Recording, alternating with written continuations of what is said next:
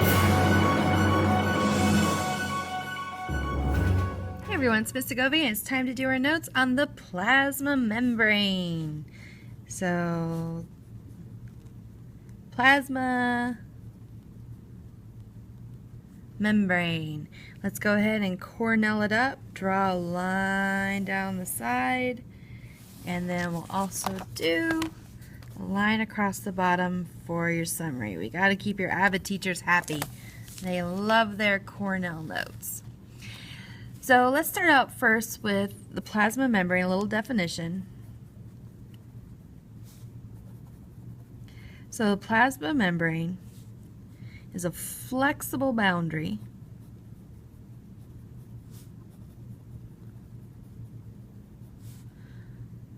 of a cell that separates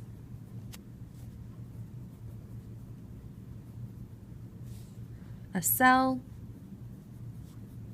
from its surroundings. It's that little border that keeps the good stuff in and the bad stuff out. So plasma membrane, that's one of our vocab terms. You gotta know that one. So let's talk about a little bit on the vocabulary. One of those things is that it's selectively permeable. So selective permeability. Sounds like a superhero power, right? I have selective permeability. And so what this means is that some molecules are allowed to pass through the plasma membrane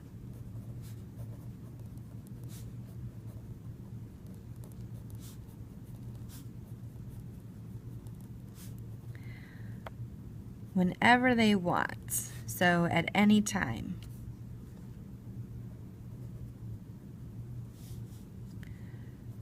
While other molecules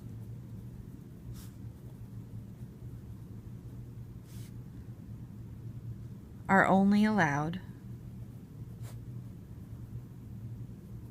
at certain times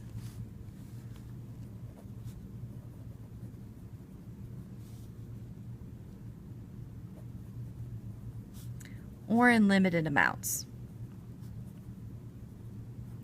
So if you're looking at water, for example, sometimes the cell really could use a lot of water, and it'll open what's called aquaporins and allow water to pass through, and other times it's like, nope, thanks, I got enough, never mind. And then there are other molecules, some molecules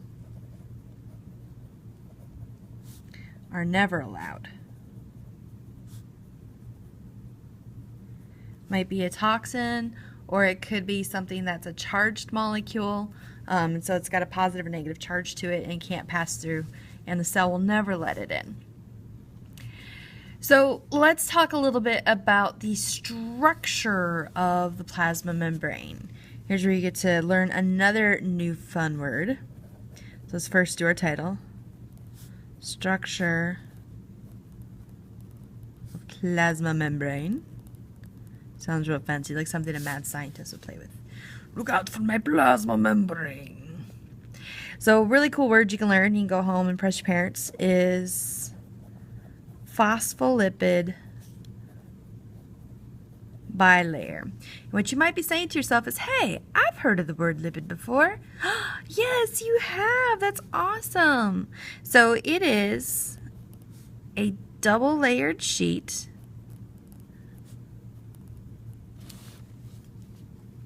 that makes up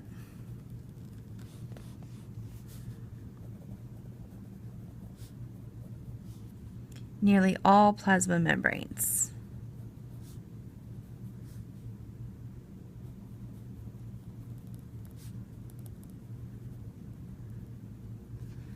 And it's a cool little molecule because each phospholipid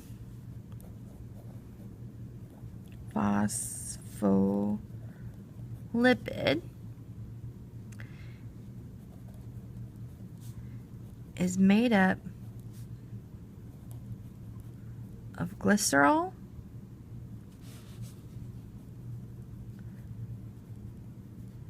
2 fatty acids,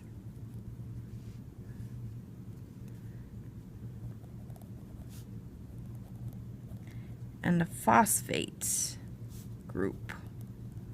That should be in a space phosphate group, but I wrote too fast. So words are great, but pictures are better. So let's draw a little sketch. And so if we were to put one of these together, you have your phospholipid head. So this little guy here is our phosphate. And sticking out below that, you get these 2 little tails. And so these guys are fatty acid chains. So this whole area right here are little fatty acids. So this might be where you're like, oh yeah, that's right, lipid means fat. And so we have a phospho and then fatty acid for the lipid. So phospholipid. See where that comes from? Now what's really neat about these guys is that they'll form that bilayer. And so what you end up seeing them do is you get a whole bunch of them in a row, and then a whole bunch form on the other side, and then all their cute adorable little tails, because they each have 2 little tails coming off, go to the middle. As if you remember in class, fats don't like water, but other molecules do. And so here, this side is hydrophobic, and this side is hydrophilic. And so it loves water, and this one fears water. So all the tails go to the middle, and all the little phosphates go to the outside where they can get to water. And so these together will end up forming your cell membrane. Now you'll notice up above we said that it forms most of your cell membrane. That's because we have other stuff in there too. To allow certain things to go in and out and allow that selective permeability to happen, we have little protein channels. So we'll draw a little protein channel right here.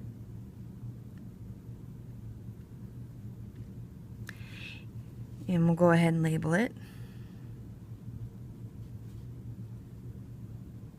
And so there are some molecules that can go through, kind of like an enzyme, they're lock and key, and where only certain things can pass and others can't. Then you might get a few more phospholipids down the path there and put their little fatty acid tails on them. We might also have proteins that are embedded in the membrane, and some of those will have little carbohydrate chains coming off.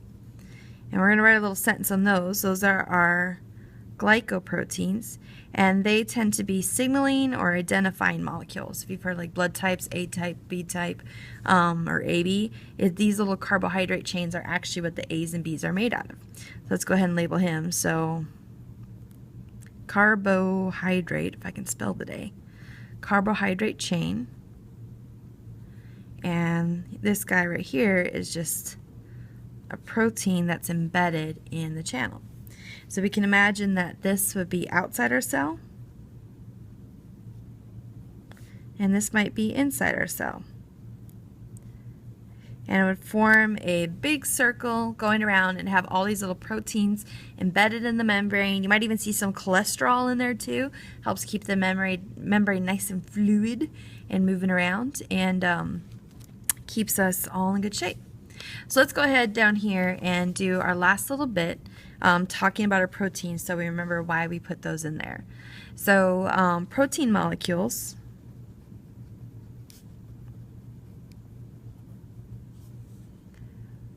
can be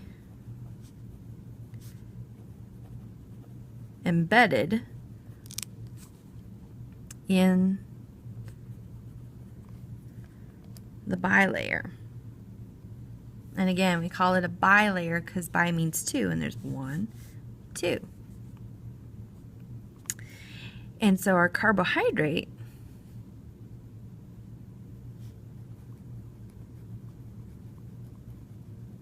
molecules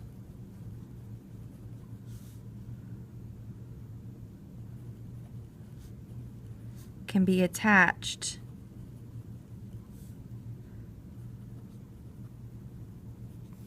to many of the proteins.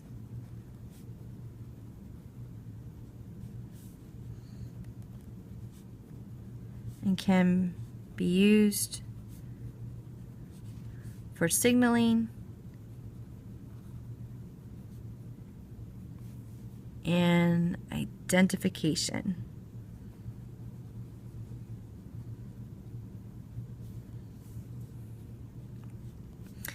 And our last sentence for this one is,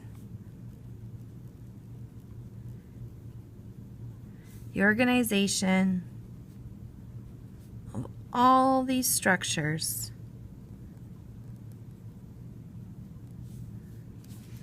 go up here a little so you can see it better. It's called the fluid mosaic model, because it can move around similar to a fluid, but a mosaic because it has a lot of differences in there. If you've ever seen like mosaic tiles, they have different shaped tiles that all kind of come together to form our big picture. So to help you guys with understanding everything too, and a good thing to note for my avid fans, is it doesn't hurt to go and color code your notes. So let's hit those key vocab words real quick. We have plasma membrane up here at the top, very, very important. And selective permeability, also important. And doing things like highlighting lets it pop so you guys recognize it and you see it. Down here, phospholipid bilayer, another super duper important word, and phospholipid. In fact, I would take this little section here since it's specifying structure, and we'll just kind of make it stand out a little bit and give it that little awesome punch of like, hey, look at me, I'm important. Heck, let's even highlight it. And if you got more colors, you just go wow. Make your paper an awesome rainbow of information. And then finally, down here at the bottom, our other key term I want to make sure you know is fluid mosaic model. Super duper important. So these folks are your notes on the plasma membrane. Enjoy!